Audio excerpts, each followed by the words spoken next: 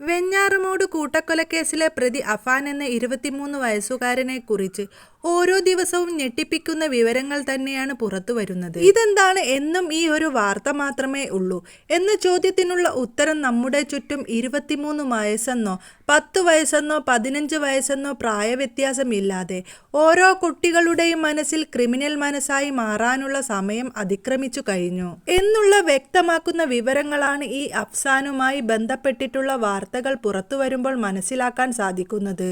അതുകൊണ്ട് തന്നെ ഓരോ വിവരം പുറത്തു വരുമ്പോഴും അത് ജനങ്ങളിലേക്ക് എത്തിക്കുക എന്നത് ഞങ്ങളെ കൂടി ഉത്തരവാദിത്തം തന്നെയാണ്. ഇപ്പോഴിതാ അഫാനുമായി ബന്ധപ്പെട്ട് വരുന്ന ഏറ്റവും ഒടുവിലത്തെ വിവരം എന്ന് പറയുന്നത് ഈ അഫാൻ 2 പേരെ കൂടി കൊല്ലാൻ പദ്ധതി ഇട്ടിരുന്നു എന്നാണ് റിപ്പോർട്ട്. തട്ടത്തുമലയിൽ താമസിക്കുന്ന ഉറ്റ ബന്ധുക്കളായ അമ്മയെയും മകളെയുമാണ് കൊല്ലാൻ പദ്ധതി ഇട്ടത് എന്നാണ് അഫാന്റെ മൊഴി.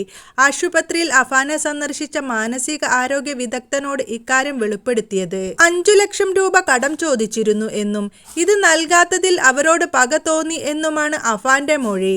അച്ഛന്റെ ബന്ധുക്കളെയും അമ്മയെയും സഹോദരനെയും കാമുകിയെയുമാണ് അഫാൻ കൊന്നത്.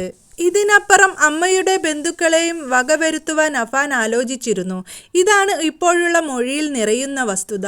മുത്തശ്ശി പ്രതി സഹോദരൻ ലത്തീഫ്, ലത്തീഫിന്റെ ഭാര്യ പെൺ സുഹൃത്ത് ഫർസാന, ഇളയ സഹോദരൻ അഫ്സാൻ, മാതാവ് ഷെമീന എന്നിവരെ കൊലപ്പെടുത്തിയതിനു ശേഷം തട്ടത്തുമലയിലെത്തി മറ്റു 2 പേരെ കൂടി വകവരുത്താനായിരുന്നു പദ്ധതി. അനുജൻ അഫ്സാനെ കൊലപ്പെടുത്തിയതോടുകൂടി തന്നെ മനോവീര്യം ചോർന്നു തളർന്നുപോയി. അതുകൊണ്ട് ആ 2 പേരെ കൊല്ലാനുള്ള പദ്ധതി ഉപേക്ഷിച്ചെന്നും അഫാൻ വെളിപ്പെടുത്തി. സാമ്പത്തിക പ്രതിസന്ധി തന്നെയാണ് എന്ന് ഈ കൊലക്ക് കാരണമെന്ന് ആവർത്തിക്കുകയാണ് അഫാൻ. ഇത് പോലീസും മുഖവിലയ്ക്ക് എടുത്തിട്ടുണ്ട്. ഇനി കസ്റ്റഡിയിൽ വാങ്ങി വിശദമായി തന്നെ ചോദ്യം ചെയ്യും. 8 പേരെയാണ് കൊല്ലാൻ അഫാൻ പദ്ധതിയിട്ടത് എന്ന വ്യക്തമായ വിവരമാണ് പുറത്തു വരുന്നത്. അതായത് അഫാന്റെ ഹിറ്റ് ലിസ്റ്റ് പുറത്തു വരുന്നു. അതായത് തിങ്കളാഴ്ച രാത്രിയാണ് ഈ സംഭവം നടക്കുന്നത്. ഞായറാഴ്ച രാത്രി ഉറങ്ങാൻ കിടക്കുമ്പോൾ തന്നെ നാളെ എന്തൊക്കെ ചെയ്യണമെന്ന് തീരുമാനിച്ചിരുന്നു. രാവിലെ 11 മണിയോട് കൂടിയാണ് മുത്തശ്ശിയുടെ വീട്ടിലേക്ക് ആദ്യം എത്തുന്നതും കൊലപാതകം നടത്തുന്നതും. ഈ ഞായറാഴ്ച രാത്രി തന്നെ എല്ലാം പ്ലാൻ ചെയ്തു വെച്ചു എന്നതിന്റെ കൂടി തെളിവുകളാണ് പുറത്തു വരുന്നത്. തട്ടത്തുമലയിലെ ആ അമ്മയും മകളും ആ 2 വ്യക്തികൾ രക്ഷപ്പെട്ടത് തലനാരിഴയ്ക്ക് എന്ന് മാത്രം. അതായത് അനുജനെ കൊന്നുകളഞ്ഞപ്പോൾ തന്റെ വീര്യമെല്ലാം നഷ്ടപ്പെട്ടു എന്ന് പറയുന്നു. പക്ഷെ അപ്പോഴും ആ നഷ്ടപ്പെട്ടതിനു ശേഷമാണ് ഫർസാനയെ തലക്കടിച്ചു അതിമാരകമായി മൃഗീയമായി കൊലപ്പെടുത്തിയത് എന്ന് കൂടി ഇവിടെ ഓർക്കേണ്ടതുണ്ട്. എന്തായാലും വലിയൊരു പ്ലാനിങ്ങോട് കൂടി തന്നെയാണ് ഈ കൊലപാതകങ്ങളെല്ലാം നടത്തിയത്. തന്നെ ഉപദ്രവിച്ചവരെയും തന്നെ കളിയാക്കിയവരെയും എല്ലാം അവൻ ലിസ്റ്റിൽ ഉൾപ്പെടുത്തിയിട്ടുണ്ട്. കൊല നടന്ന വീടുകളിലെല്ലാം അഫാനെയും കൊണ്ട് തെളിവെടുപ്പിനായി എത്തേണ്ടതുണ്ട്. വലിയൊരു സുരക്ഷ തന്നെ പോലീസ് ഒരുക്കേണ്ടതുണ്ട്. കാരണം ഇവിടങ്ങളിലെല്ലാം തന്നെ ബന്ധുക്കളും നാട്ടുകാരുമൊക്കെ ഉണ്ട്. മാത്രമല്ല അതിൽ ഏറ്റവും പ്രധാനപ്പെട്ടത് അബ്ദുറഹീം എന്ന ഈ അഫ്സാന്റെ പിതാവുണ്ട്. ഈ അബ്ദുറഹീമും അഫ്സാനും ഒരുമിച്ചു നേർക്കുനേർ കണ്ടുമുട്ടാൻ പോകുന്ന ഒരു നിമിഷം കൂടിയാണ് അത്. എങ്ങനെയായിരിക്കും പിതാവ് പ്രതികരിക്കുക എന്നറിയില്ല. ഏറ്റവും വലിയ ദുഃഖമായി മാറിയിരിക്കുന്നത് ആ ഇളയ മകനാണ്. അഫ്സാന്റെ മരണത്തിലാണ് അച്ഛന് ഏറ്റവും വലിയ ദുഃഖമായി മാറിയിരിക്കുന്നത്. ഇപ്പോഴും ആശുപത്രി കിടക്കയിൽ പാതിബോധത്തിൽ ആ ഉമ്മ സ്വന്തം മകനെ വിട്ടുകൊടുക്കാതെ ചേർത്ത് പിടിക്കുന്നതും ഈ കേസിന് ഒരു വഴിത്തിരിവായി മാറുന്ന ഒരു സാഹചര്യം ഉണ്ടാക്കുന്നുണ്ട്. എന്തായാലും 8 പേരെ കൊല്ലാൻ അഫാൻ പദ്ധതി ഇട്ടിരുന്നു എന്ന നിർണായക വിവരം തന്നെയാണ് മാനസിക രോഗ വിദഗ്ധരോട് ഇപ്പോൾ അഫാൻ നൽകിയിരിക്കുന്നത്. സഹകരിക്കാത്ത മാമനോടും പക തോന്നിയെന്നും അഫാൻ പറയുകയാണ്. ഇയാൾക്ക് ചെറിയ കുട്ടികൾ ഉള്ളതുകൊണ്ട് ഒഴിവാക്കുകയായിരുന്നു എന്നും പ്രതി കൂട്ടിച്ചേർത്തു.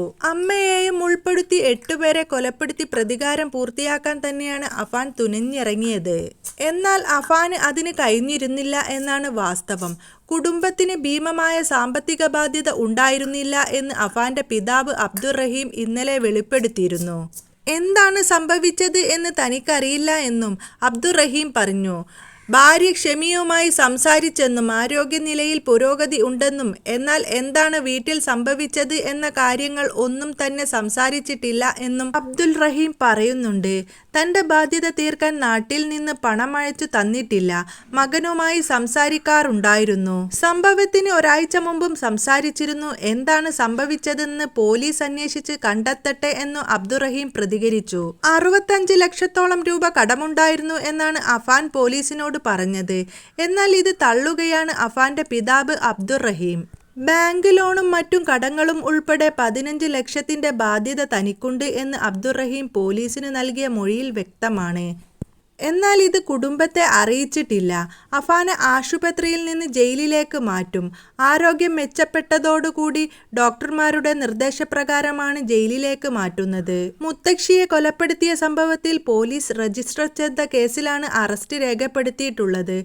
മജിസ്ട്രേറ്റ് ആശുപത്രിയിലെത്തി അഫാനെ റിമാൻഡ് ചെയ്തിരുന്നു. ബാക്കിയുള്ള കേസിലും അറസ്റ്റ് രേഖപ്പെടുത്തും. വിവിധ പോലീസ് സ്റ്റേഷൻ പരിധിയിലാണ് കേസുകൾ എന്നതുകൊണ്ട് തന്നെ വിവിധ FIRകൾ പോലീസ് ഇട്ടിരുന്നു. അതേസമയം മകൻ ആക്രമിച്ചത് മറച്ചുവെച്ച് അഫാന്റെ ഉമ്മ ഷെമിയും മജിസ്ട്രേറ്റിനു മുമ്പിൽ മൊഴി നൽകി. കട്ടിലിൽ നിന്ന് വീണ് പരിക്കേറ്റു എന്ന മൊഴിയിൽ ആവർത്തിച്ചു. ആരോഗ്യനില വീണ്ടെടുക്കുന്ന ഷെമിയിൽ നിന്ന് ഉടൻ തന്നെ മൊഴിയെടുക്കാൻ കഴിയുമെന്നാണ് പോലീസിന്റെ പ്രതീക്ഷ. ഇതുവരെയും ഇളയ മകന്റെ മരണമടക്കം ഷെമി അറിഞ്ഞിട്ടില്ല.